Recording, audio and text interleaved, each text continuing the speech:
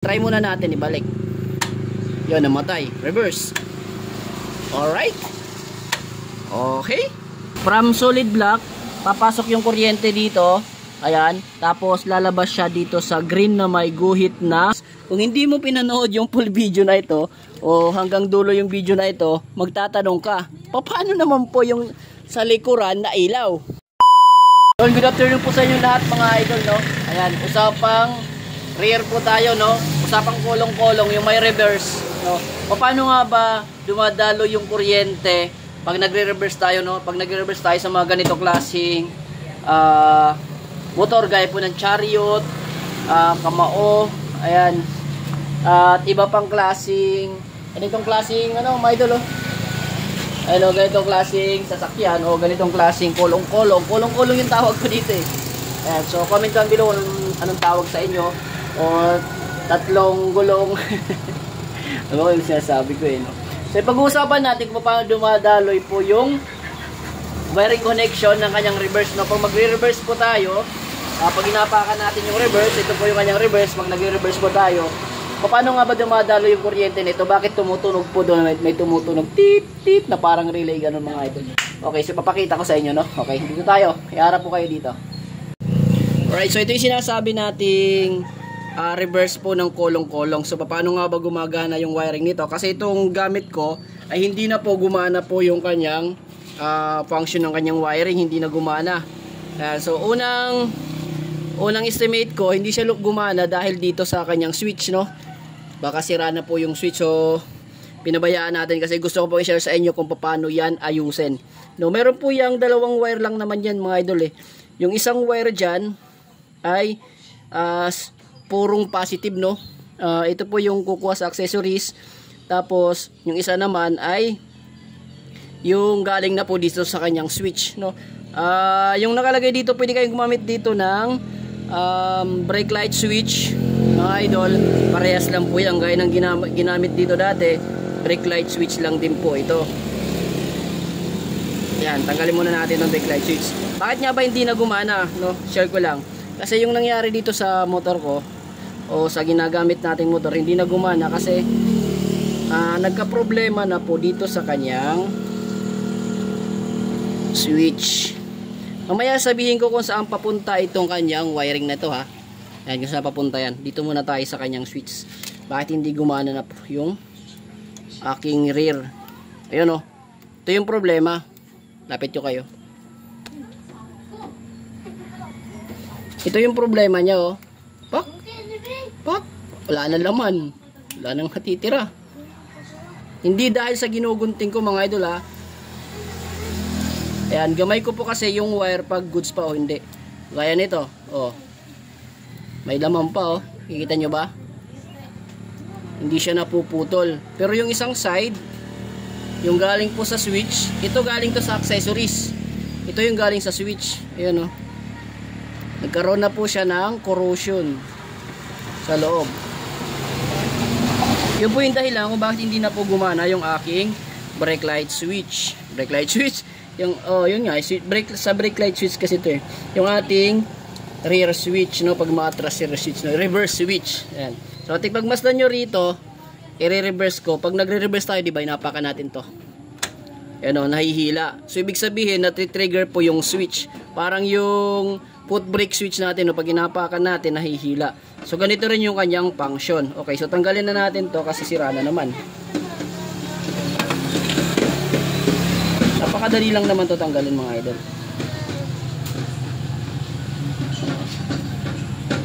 Yung paglagay lang ng spring yung kailangan yung diskartehan. So gaya na sabi ko, mga ganyang bagay, kanya-kanyang diskarte tayo. Okay? May mga diskarte naman tayo kung paano dumiskarte sa buhay. You know what I mean, idol? Alright, so tanggalin na natin.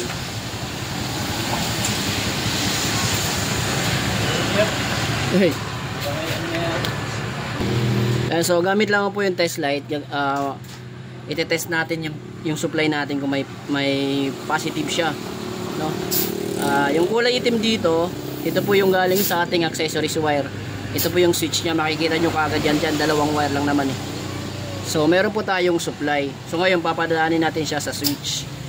Okay, so pwede tayo dito gumamit po ng ayan, so pwede tayo gumamit dito ng brake light switch pang Honda. Ayan, so ito yung gagamitin natin.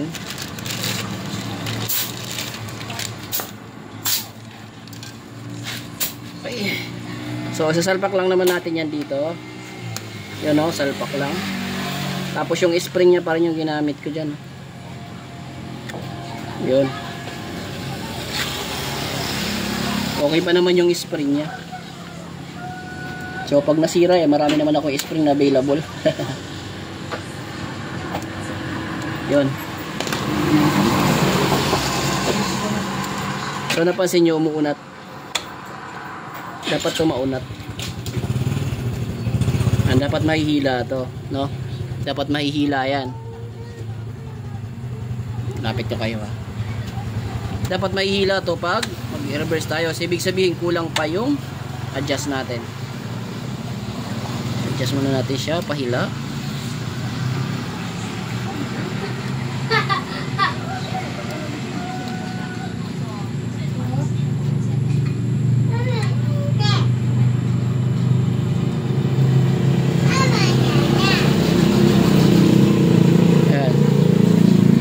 Kinukuha ko dito yung adjust mga idol, sensya na. So try na po natin if mahihila na siya. So hindi pa siya mahila. So ang gagawin natin dito, no, para mahila to, papabutin natin dito yung kanyang switch. So papasukin muna sa loob at hilahin natin ng onte yung kanyang spring. Palukutin natin. Gaya ng sabi ko, diskarte. Pag madiskarte ka sa buhay, madadali mo yan. By the way nga pala, dito yan sinasabit, oh. Yan, meron po siya dyang, ano nakikita, yan, oh. Yan, may butas yan, eh. Yan. Okay, so sana nakikita nyo siya. Doon natin isasabit yung sa switch na ito rito. Ay, yung sa switch, yung spring.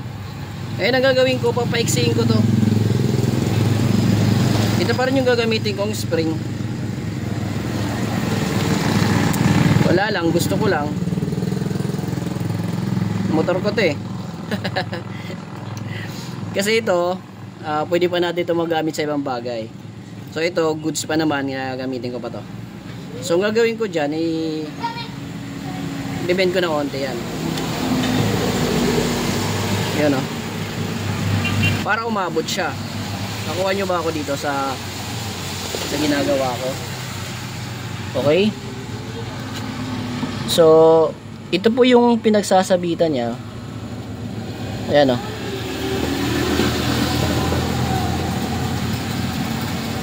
So, dito po siya nakasabit. Ayan.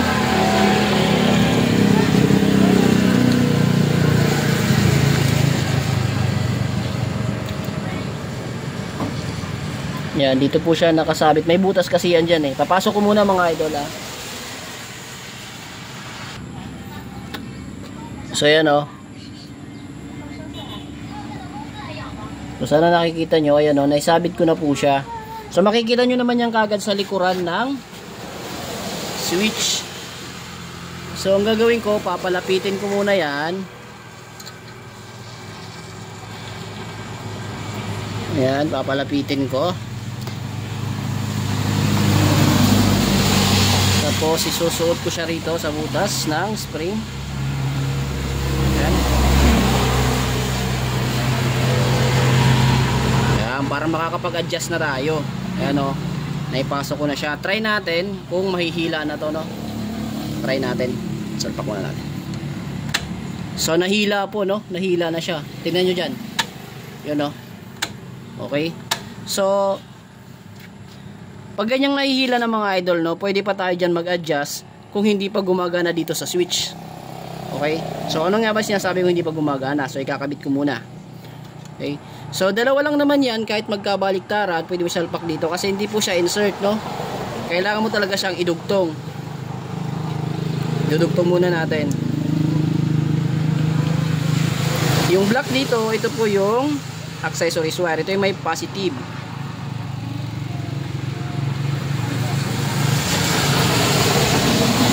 Dito natin ikakabit yung black naman ng ating switch. Pero kahit magkabaliktaran yung kabit mo dyan, ayos lang yan. So, dito muna tayo mag-connect. Ipapaliwanag ko na lang sa inyo mamaya yung wiring connection na dumadalo. Ipapunta naman sa likuran.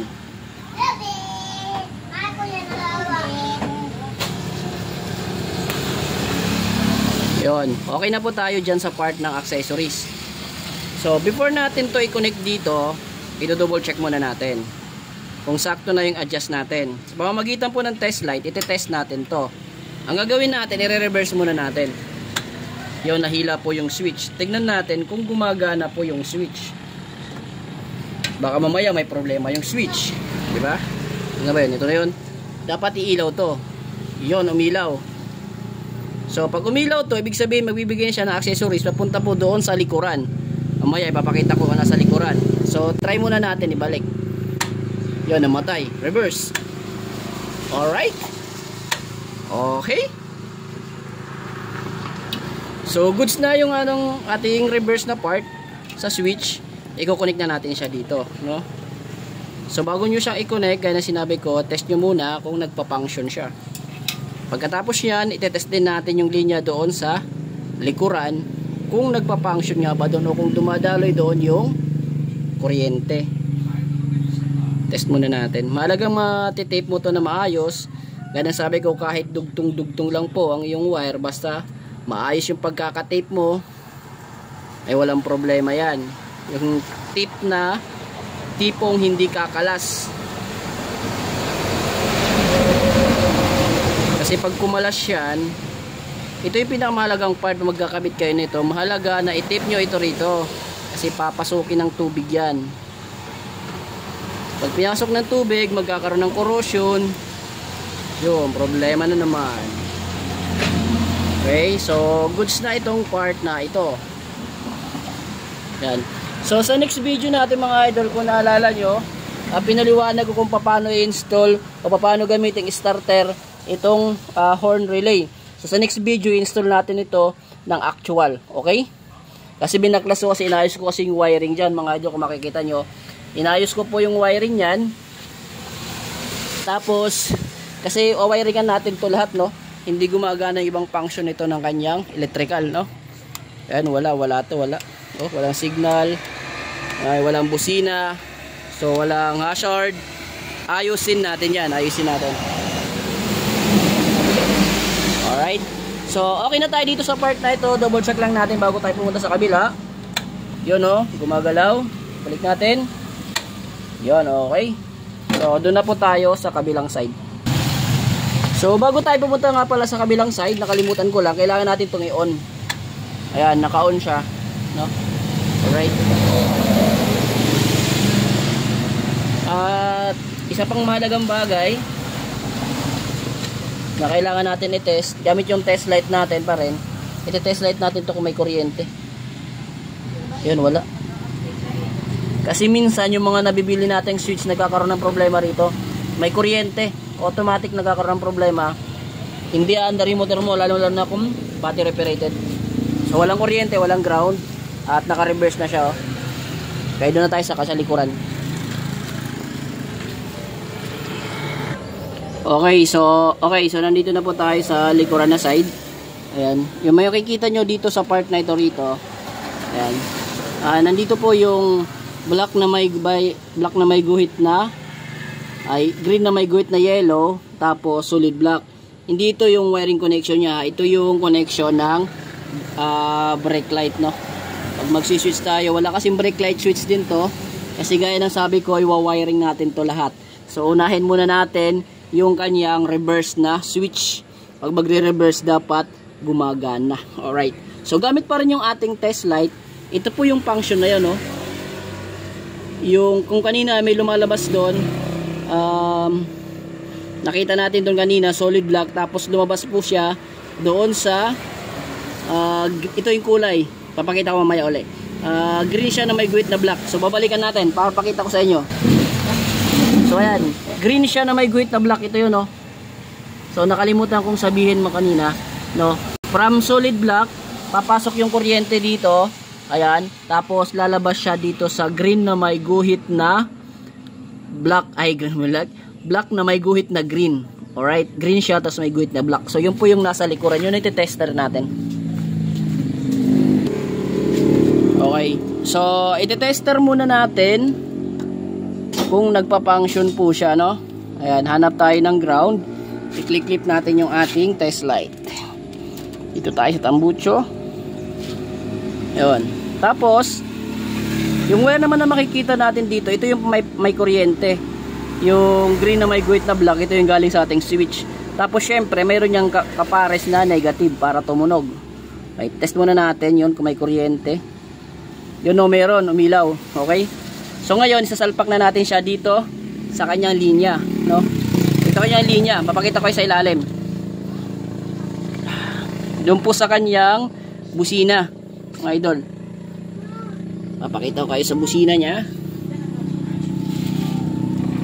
Ito po, ayan po. Yan po yung kanyang horn. Ay, horn? Yung kanyang parang speaker pag umatras po tayo. Okay? So, i-connect ko lang yan. Ito yun, oh. I-connect ko muna.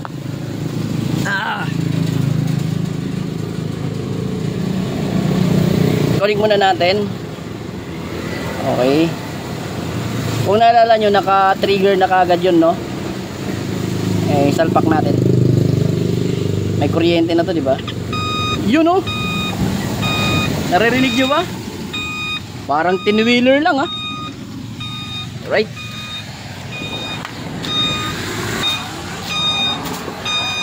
Yun, no? Gumagana siya sa ilalim. So, papatayin natin. Yun. Sige na. Kung atras nga tayo, magre-reverse tayo ng atras. Ayan, o, mag-atras tayo. Yun, o. Tumutunog na sa ilalim, o. Okay. So, balik natin. Okay, ngayon atras na po tayo. Atras, atras. Yun, o. Alright. Yun, idol, no? So, ganun lamang po siya mag-wiring, no? Ganun lang po i-wiring po yung reverse switch, no? Pag mag-atras po tayo, ganun mag-reverse, no? Unang-una, check natin kung goods pa ba yung kanyang switch na ito. Kasi dalawa lang naman po yung wire niya, yung function niya. Papunta dun sa pinaka-speaker niya sa likuran na side, okay? Sa likuran na side, no? Kailangan lang siya mapasukan po ng positive at negative yung pinaka-speaker niya. Pero kailangan ng switch na nagmumula dito po pag mag-reverse po tayo. Ayan, o. Yun. So, yun po yung naka-switch niya. Babalik natin. So, pwede tayo gumamit dito ng switch na brake light switch, no? Ayan.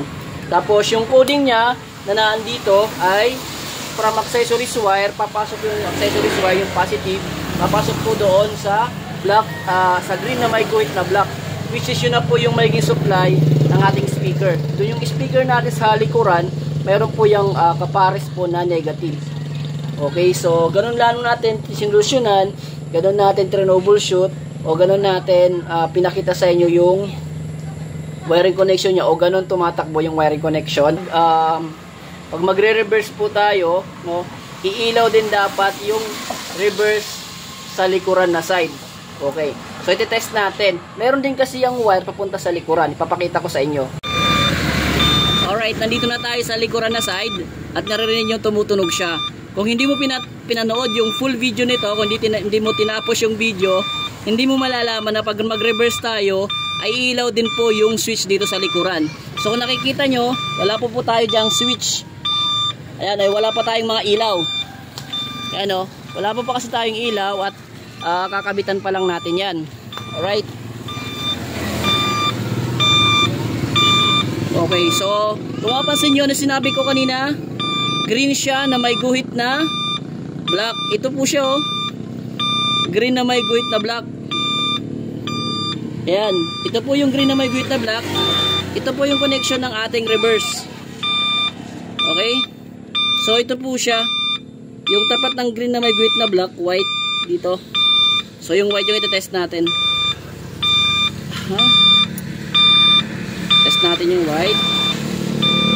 O yun. Tapos kuha tayo ng ground. may ground dito. Okay, so gamitin natin yung ating test light. Kung hindi mo pinanood yung full video nito, magtatanong ka, paano yung light sa likuran? Yun oh, umiilaw, di ba? Okay, so papatayin ko yung brake light switch sa harap. Yung tumutunog, papatayin ko.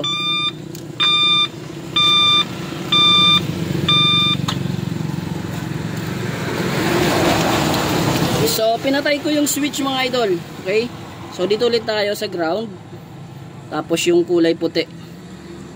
Ayan. Wala, di ba? Okay? Wala. So, kaya na sinabi ko, meron po yung wire ng reverse. Yung green na may guhit na black, ito po yung wire ng reverse. Kung hindi mo pinanood yung full video na ito, o hanggang dulo yung video na ito, magtatanong ka, paano naman po yung sa likuran na ilaw? May connection ba o wala? Kasi doon ka lang sa speaker na gano'n eh. Alright? So, meron. Kasi may connection na talaga yan. Okay? So, gaya na sinasabi ko sa inyo, abangan nyo yung mga video na gagawin natin dito. Mag-install tayo ng light sa likuran. Kasi ano ba yung mga lights na dito sa likuran? Nandito po yung brake light switch, yung reverse switch, yung ating park light, at saka yung signal light. Kung baga, 4 po yung wire na nandito sa mga ganitong klaseng chariot o sa mga ganitong klaseng kolong-kolong. Alright? So, abangan nyo po yung mga video magagawa natin dito. Okay?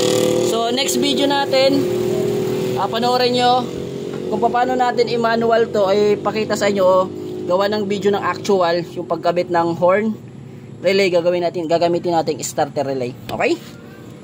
Right, so ganito lang muna tayo. Hanggang sunod nating video mga idol. Maraming salamat po. Ingat. Bye-bye.